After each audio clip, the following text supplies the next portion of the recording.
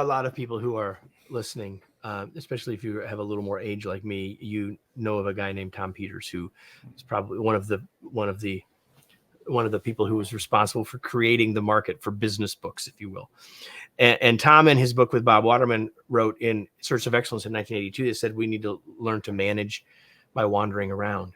And in one of my conversations that I had with Tom, which was pre-pandemic, but when we were starting to talk about all this stuff, he said, well, what do you do when your team is remote? Is it managing by frequent flyer miles? I said, no, Tom, it's leading by webcam. Yeah.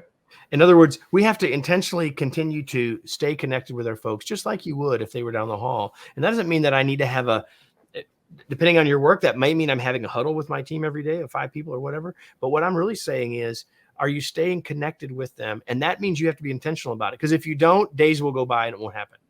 Yeah, no, agreed. Well, that's kind of one of the reasons I like the hybrid work environment, which I think works at least from my organization. I know it's not right for everybody, is because even if you're together 2-3 days a week, you have that opportunity when you're in the office to do that.